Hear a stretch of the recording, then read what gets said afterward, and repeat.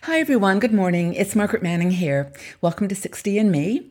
Hope that you're doing great wherever you are in the world. I hope you're having a wonderful day or evening or had a good day, depending on when you're joining us here. Thank you so much for being here and for your support of 60 and Me. I'd love to welcome the new women who are joining us and invite you to invite more friends. We love having lots of women here. It's a big community now all around the world, and I think it is given us a strength in challenging aging stereotypes and making the most out of life in our 60s, living with passion and purpose, as we always say. But anyway, thank you for being here. Now, I want my tea. My tea today is hibiscus. It's one of my favorites.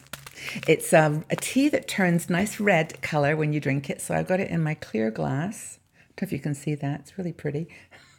And it tastes great. It's like a fruit. And if you were to put lemon in there, it would turn a little bit pinkier. So it's a really lovely tea. But anyway, that's my choice for today. What are you drinking? And I would also like to thank our sponsor for this morning's show. It's Puritan's Pride. We love talking about well-being and health here on 60 and Me. It's pretty critical to everything else we want to do in our 60s. So thanks to Puritan's Pride. And you can go out to their website and learn about how nutrition can really help you to live a more healthy lifestyle. So thanks to Puritan's Pride. Now, the topic today. We have a blogger. Her name is Judy Barber. Now, I've got to tell you the story about Judy because it's actually a very cool story. I was actually in a place called Frome in England.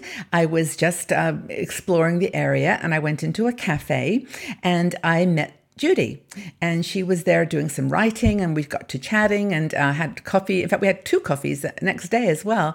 And I talked to her about 60 and Me, and she was like, "Oh, this is so exciting! I would love to contribute." And so she now writes stories for us, and we keep in touch. And it's just one of those wonderful things that happens when you're on holiday, and this serendipity takes over.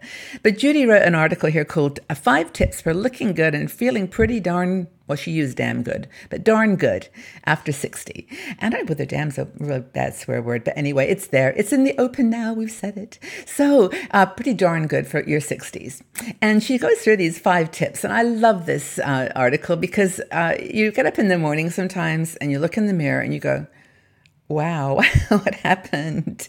I always smile. That always helps me. But maybe you've got some techniques as well. But, it's just that sense that you're getting older and things just don't look the same as when you were 20. And we kind of have to be at peace with that, I think. Otherwise, we go crazy. But anyway, she says it is a hard thing to be an older woman these days, because the magazines are so full of associating beauty with youth, and our whole culture, our whole society is so youth-focused. Even brands, think that that's the future, the way of the world. But there's been several reports showing now that, older women are pretty much going to rule the world. But, we're living longer, we're in the world longer, working, making a difference. So it's an interesting challenge for brands, I know, because older women present a challenge, but it is hard to feel good about getting older and looking older. Now, she remembers living in London and, wearing those bohemian fashions from Biba. I remember Biba and, just looking good. I mean, you look in the mirror and you think, wow, you've got a body and you have a waist, and it's just a whole, wonderful experience. But, you have to feel PDG, pretty darn good is what she says. And it gives some ideas on how to do this. Okay, so the first thing, when you're doing a selfie, she says, look up. That's why you see people when they do selfies, they always look up like that, because it makes you look a little bit more streamlined rather than looking down like that. Look up. And so that's the first thing. Lift your phone up so the camera's looking down on you. And when you're doing a video like this, I've got the truth. I've got my laptop on a box. Bring it up so that your eyes are kind of at the eye level of the person watching you.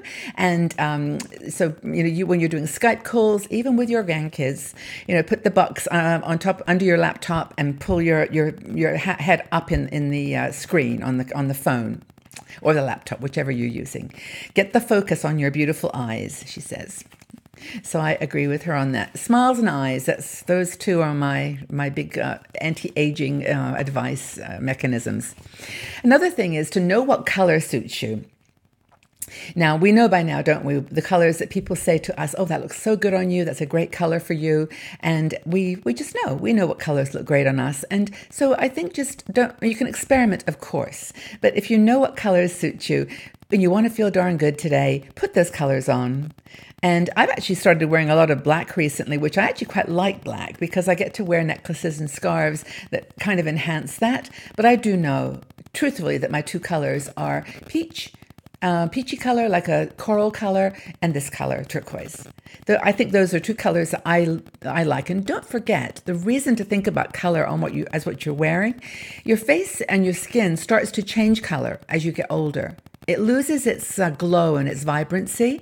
So it's always a good idea to pop a bit of blush on and maybe some highlighter and just, notice that your skin might need a bit of oomph, a bit of brilliance, a little brightness. And, she said when she actually started wearing clothes that were in harmony with who she felt like, she started to smile and feel better and look even better. So pretty darn good. Another thing that Judy recommends is to get your lipstick shade right.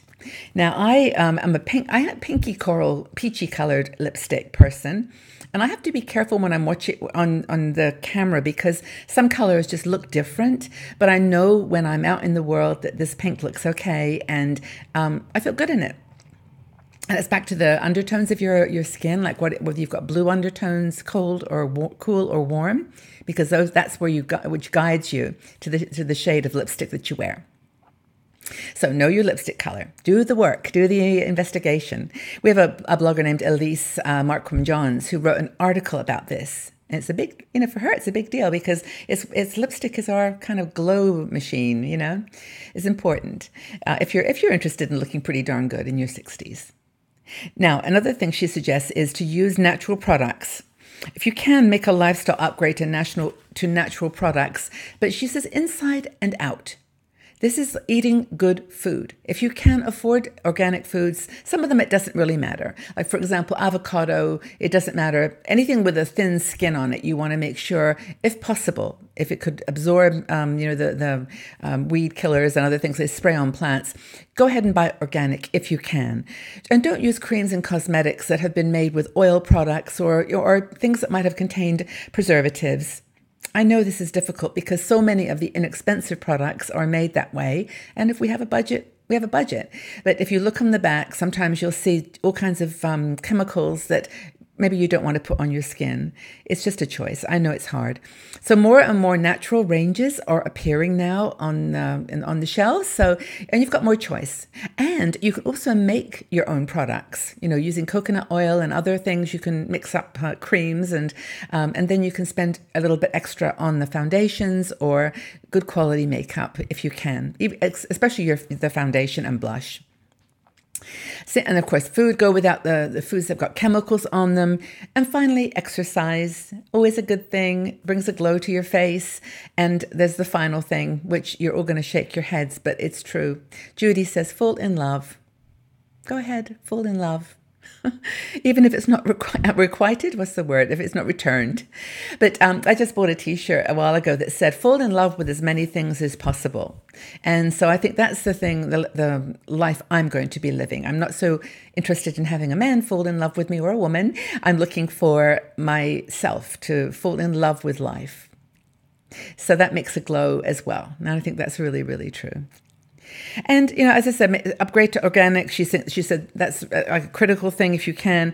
It's all got to do with the alkaline balance in your body. Judy actually is in addition to being a writer about life in your 60s, she also writes about health and well-being. So she's got a blog and website on that too. So I guess she's speaking from her own personal experience. Anywho, I'm looking pretty damn good for my 60s, and I don't care if anyone else thinks so. I'm going to say out loud, why not? I mean, just have confidence in yourself. It's just all value judgment that you don't need anyone else to make. Look in the mirror, give yourself a smile, give yourself a hug, and say, I'm looking pretty PDG. And if you don't feel that way right now, maybe some of the tips that we've given you today are ones that you're going to be able to follow and and bring some joy and positive energy into your life. Well, I hope you're feeling PDG today. Thanks, Judy, for the article. I really appreciated it. It was a good read, and I'll leave the link so you can enjoy it too. And thank you so much for being here, everyone. And I wish I could see all of you, because I would say that you all look great. And I know that it starts with a smile and a positive attitude. So let's go out in the day and do that. Okay, so have a wonderful day. Take care of yourselves. Do something great for yourself today. Make it special. I'll see you all back here again soon. Bye-bye for now.